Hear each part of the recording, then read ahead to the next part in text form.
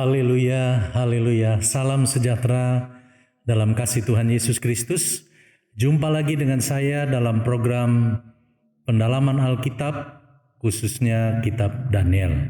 Kita akan mulai lagi pada malam hari ini. Saya akan awali dengan doa. Bapa di surga, Bapa yang kami puji dan sembah dalam nama Tuhan Yesus Kristus, kami bersyukur dan terima kasih buat kesempatan pada malam hari ini. Kami boleh kembali lagi belajar akan kebenaran firman-Mu, khususnya dalam kitab Daniel. Tuhan, bukakan rahasia kebenaran-Mu bagi hamba-Mu yang akan menyampaikan, dan juga bagi seluruh yang mendengarkan program ini, yang mengikuti program ini. Kiranya firman-Mu menjadi berkat, memberikan hikmat kepada kami, untuk kami gunakan dalam kami menjalani kehidupan ini, mengiring Engkau dan melayani Engkau.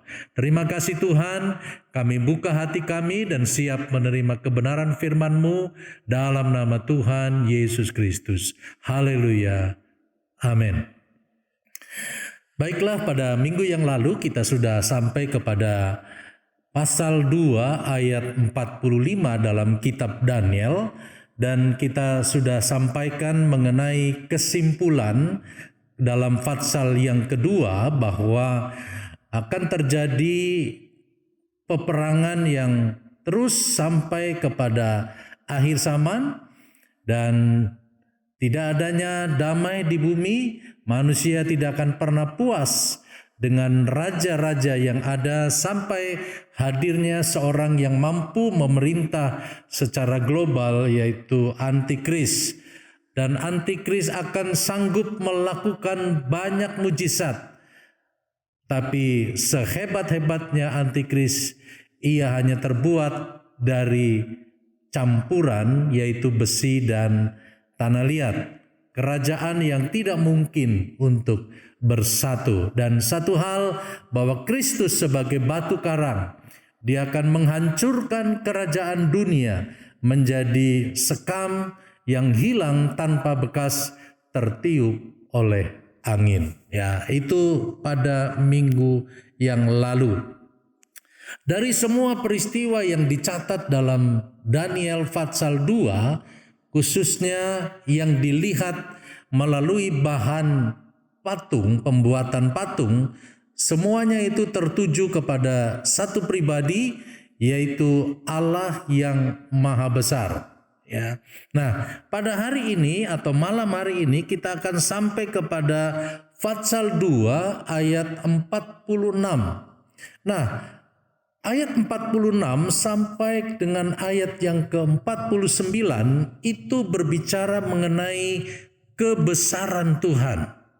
Ya, tema dari 46 sampai 49 adalah mengenai kebesaran Tuhan. Saya akan membacakan Daniel pasal 2 ayat 46, berbunyi demikian.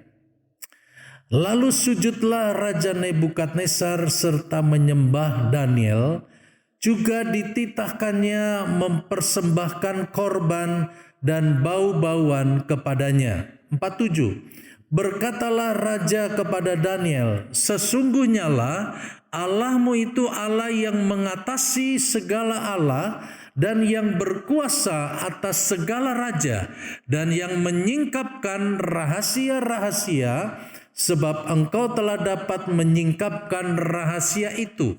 Ayat 48.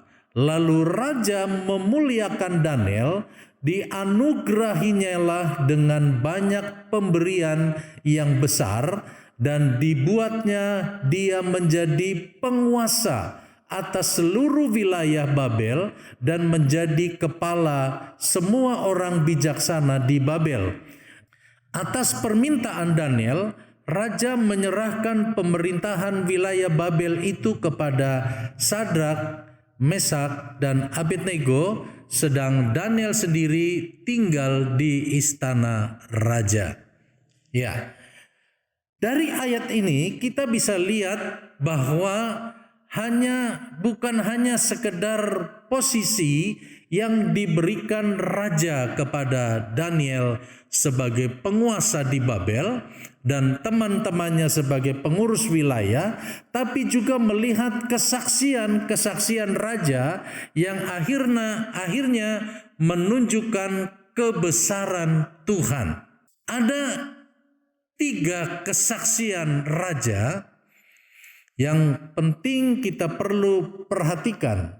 Yang pertama, Raja Nebukadnezar sujud menyembah kepada Daniel. Itu ditulis dalam ayat yang ke-46. Dan ini berbicara mengenai dunia akan takluk di bawah kaki orang benar. Ya, karena itu kita sebagai orang-orang benar, kita harus hidup seturut dengan suara kebenaran dan sesuai dengan kehendak Tuhan.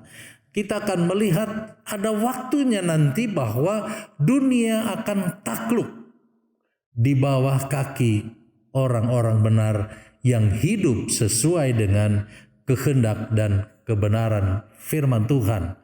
Lalu kesaksian yang kedua dari Raja Nebukadnezar dalam ayat yang ke-47 bahwa Raja Nebukadnezar mengakui kedaulatan Tuhan. Ya.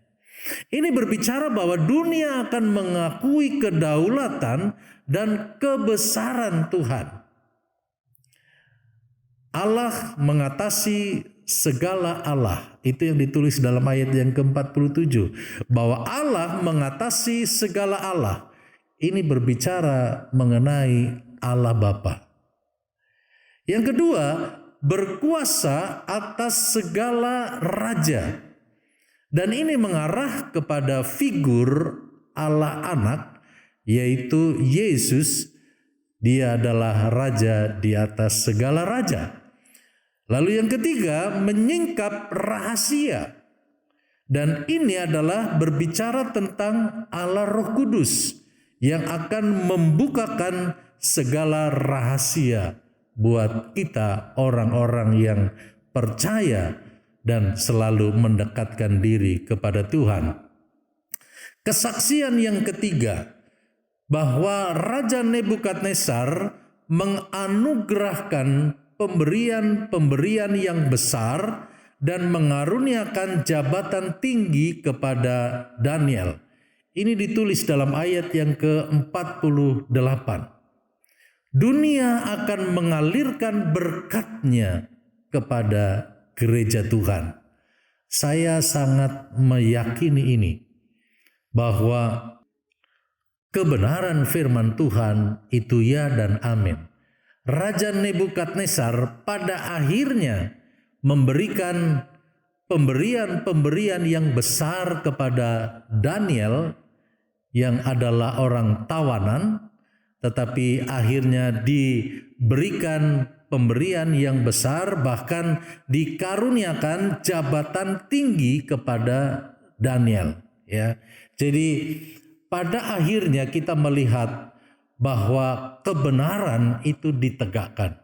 Hidup orang benar itu akan dimuliakan, ya. Dan hal ini dialami oleh Daniel.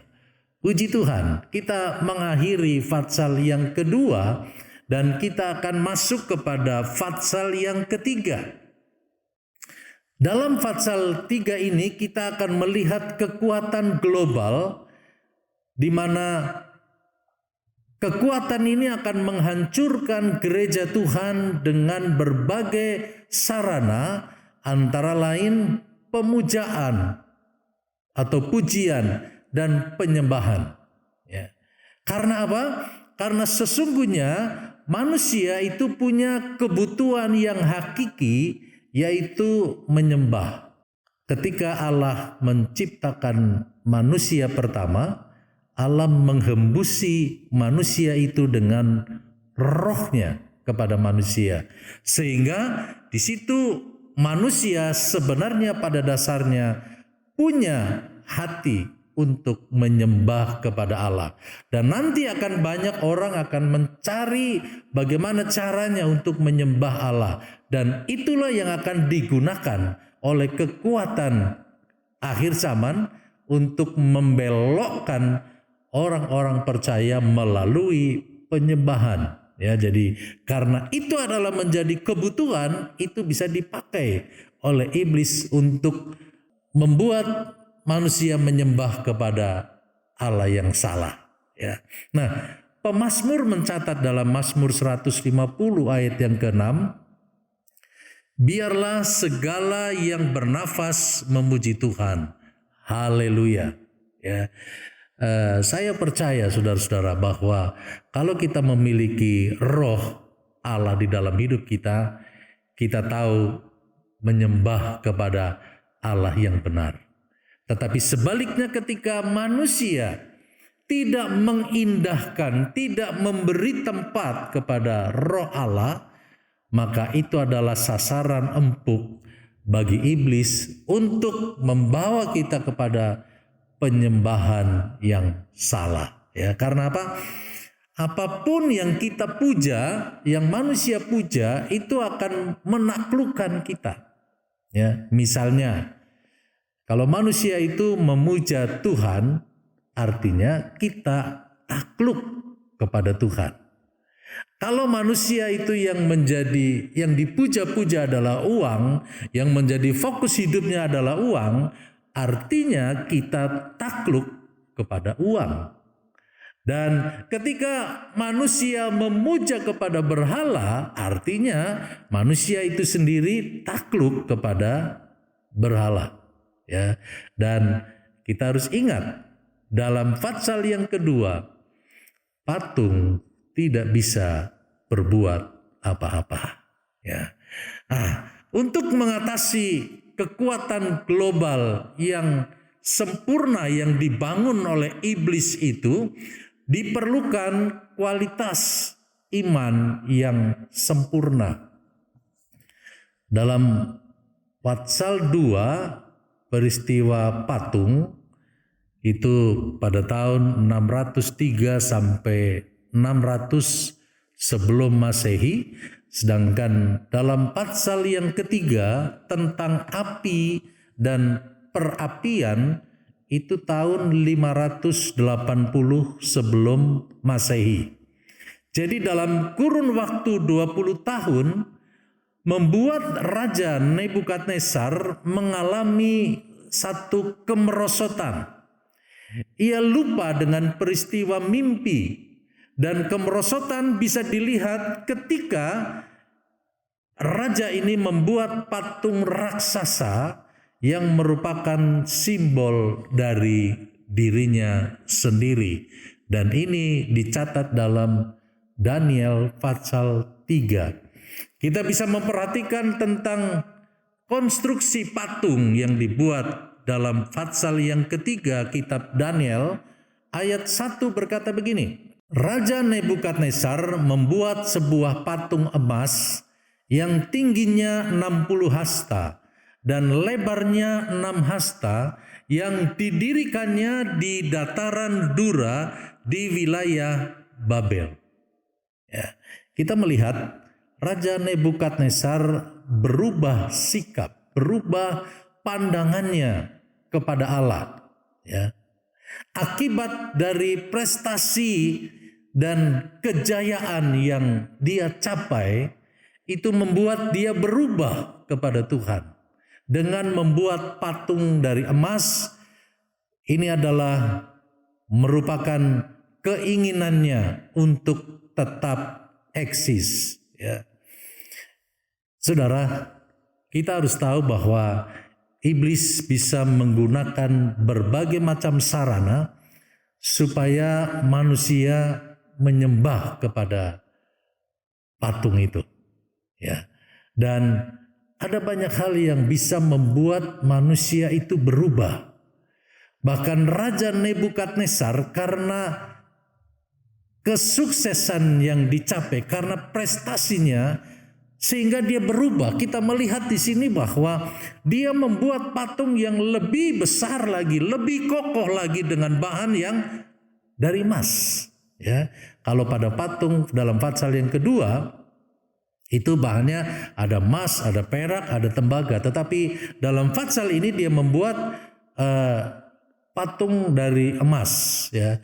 Dan ini adalah salah satu cara, merupakan salah satu cara kekuatan daripada antikris, ya. Dari proses pembuatan patung ini ada 3 aspek yang dipakai oleh antikris menjadi kekuatan, ya. Dan 3 aspek itu saya akan jelaskan. Yang pertama itu ada aspek politik.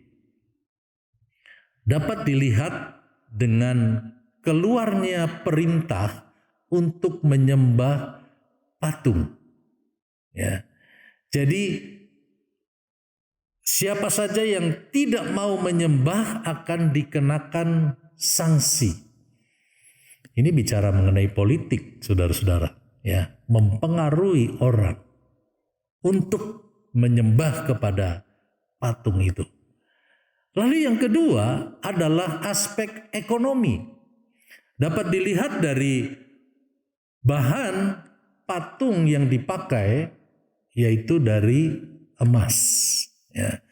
Dari dulu sampai sekarang emas harganya menjadi patokan, ya, ekonomi, ya, sampai sekarang. Karena itu ini merupakan aspek ekonomi, bahwa patung itu dibuat dari nilai yang tertinggi, yaitu dari emas, ya. Lalu yang ketiga itu ada dari aspek agama, ya. Dapat dilihat dari perintah raja agar semua orang menyembah, ya. Kata menyembah ini ada hubungannya erat dengan lambang dari agama, karena agama manapun, ya, mengajarkan untuk bagaimana kita menyembah, ya. Artinya 3 aspek ini digunakan oleh antikris untuk mempengaruhi, ya, semua orang. Dan ini berbicara tentang akhir zaman. Akan ada banyak agama yang muncul agar manusia tunduk kepada kekuatan sentral, yaitu antikris, ya. Semua akan dimunculkan melalui agama, sehingga semua agama akan menyembah kepada satu sentral, yaitu antikris, ya. Nah, puji Tuhan, kita akan melihat pada ayat yang kedua dari Fatsal 3 kitab Daniel. Ayat yang kedua berkata begini. Lalu Raja Nebukadnezar menyuruh orang mengumpulkan para wakil raja, para penguasa, para bupati, para penasehat negara, para bendahara, para hakim, para ahli hukum, dan semua kepala daerah untuk menghadiri pentabisan patung yang telah didirikannya itu, ya.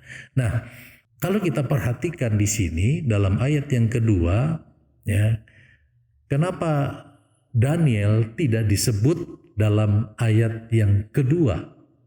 Ya, ini menjadi bahan penafsiran banyak hamba-hamba Tuhan. Kenapa? Kalau kita perhatikan dalam ayat yang kedua ini, Daniel tidak disebut namanya. Di manakah Daniel? Ya.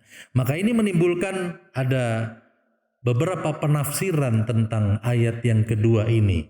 Ya. Ada yang mengatakan bahwa Daniel sedang menjalani tugas kenegaraan di luar kota Babel. Ya, di luar Babel.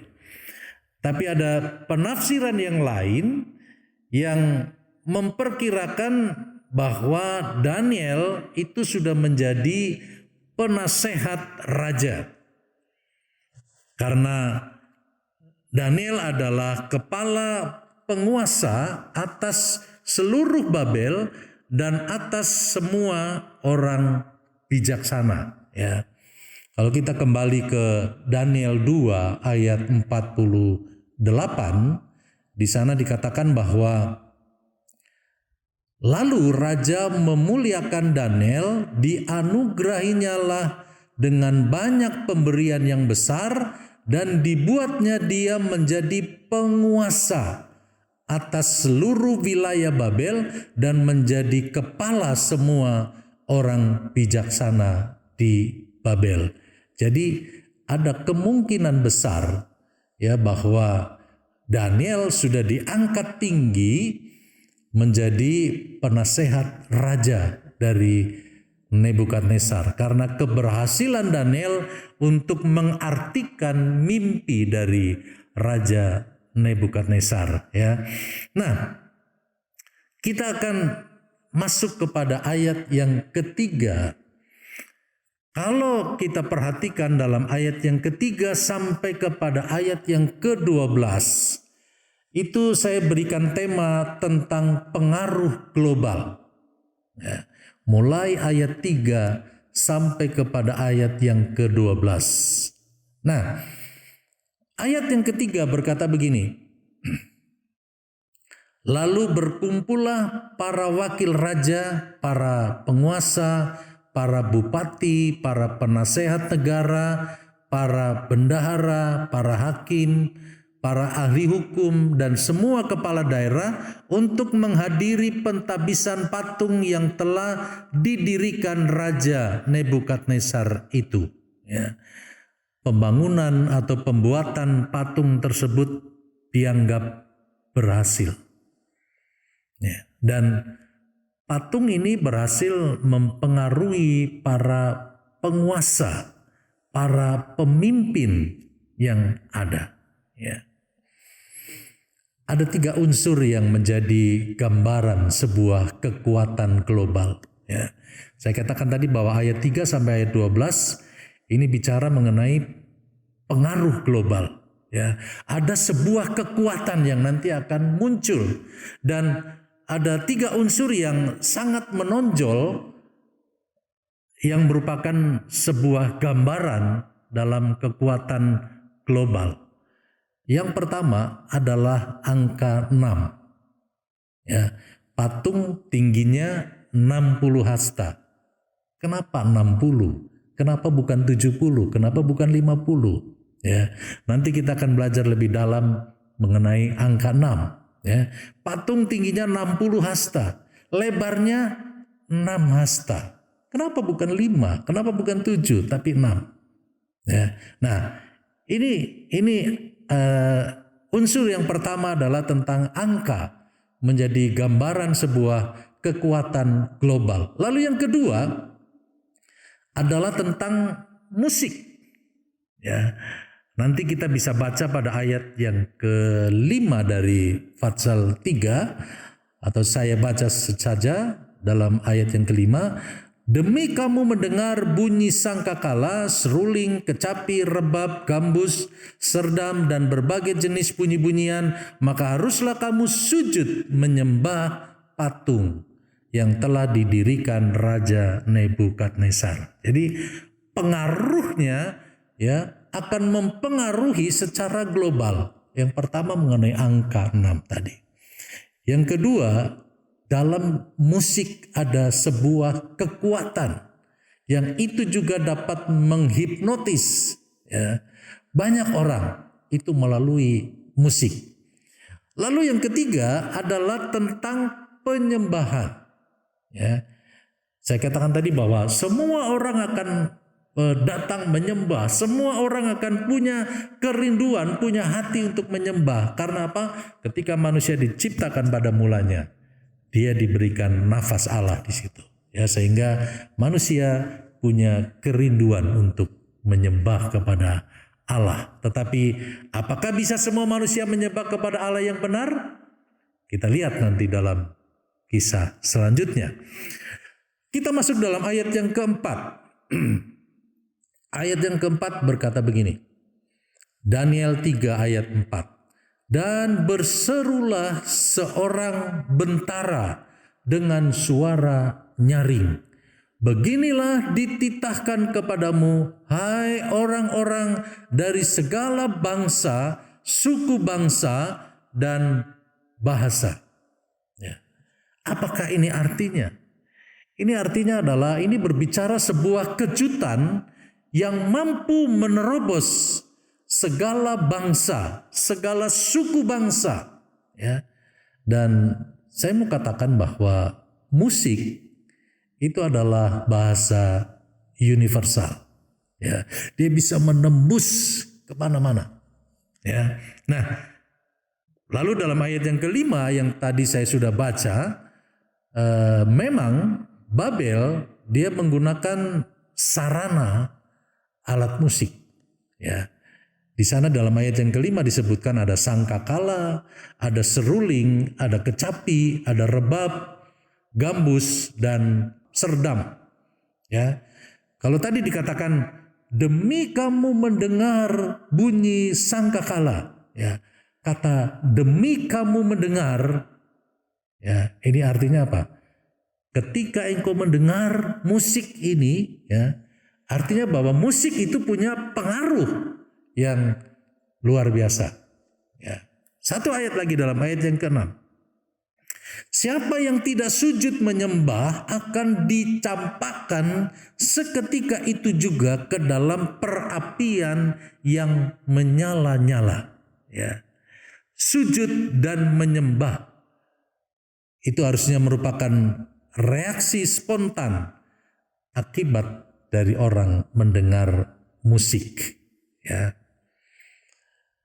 Kalau kita melihat dalam Yohanes 1 ayat yang ketiga dikatakan segala sesuatu yang dijadikan oleh Dia dan tanpa Dia tidak ada suatu pun yang telah jadi dari segala yang telah dijadikan. Ini termasuk musik. Itu juga berasal dari sorga karena segala sesuatu dijadikan oleh Dia dan tanpa Dia tidak ada sesuatu pun yang jadi, ya. Jadi termasuk musik. Dalam Yesaya 14 ayat yang ke-11, ke dunia orang mati sudah diturunkan kemegahanmu dan bunyi gambus-gambusmu, ular-ular dibentangkan sebagai lapis tidurmu, cacing-cacing sebagai selimutmu. Ayat 12. Wah, engkau sudah jatuh dari langit, hai bintang timur, putra fajar, engkau sudah dipecahkan dan jatuh ke bumi, hai yang mengalahkan bangsa-bangsa. Ya. Nah, saudara, perhatikan dalam Yesaya pasal 14 tadi, ada kata bintang timur. Yang dimaksud di sana adalah Lucifer. Ya. Lucifer itu tubuhnya mengeluarkan musik. Ya. Begitu luar biasa dikatakan ke dunia orang mati sudah diturunkan kemegahanmu dan bunyi gambus-gambusmu. Ya. Jadi begitu luar biasa ini Lucifer akan mempengaruhi dunia dengan musik. Kejadian 4 ayat 21 mencatat tentang siapa bapa musik itu, ya. Kejadian 4 ayat 21, nama adiknya ialah Yubal. Dialah yang menjadi bapa semua orang yang memainkan kecapi dan suling. Ya, jadi Alkitab begitu lengkap mencatat Yubal adalah bapa musik dunia. Ya. Nah, saudara-saudara yang saya kasih di dalam Tuhan, kalau kita berbicara mengenai musik, tentu ini sangat menarik. Dan ini merupakan pembahasan yang cukup panjang. Karena untuk itu malam hari ini saya baru kasih sedikit saja tentang musik, ya, dan dihubungkan dengan pengaruhnya. Ya. Kita akan lanjutkan pada minggu depan. Saudara tertarik dengan hal musik ini? Ya, bagaimana musik yang berkenan di hadapan Tuhan, musik yang tidak berkenan, musik yang sudah menyimpang. Ya, kalau saudara tertarik, ikuti pendalaman Alkitab, Kitab Daniel pada minggu depan. Puji Tuhan, Tuhan memberkati. Saya akan akhiri dengan doa. Kami bersyukur dan terima kasih Tuhan buat segala hikmat yang Tuhan berikan bagi kami untuk kami dapat menangkap kebenaran firman-Mu. Kami tahu firman-Mu itu selalu dibukakan rahasianya bagi orang-orang benar. bagi orang yang rindu, bagi orang yang haus untuk mengerti kebenaran firman-Mu. Maka firman-Mu akan dibukakan bagi kami dan bagi mereka semua.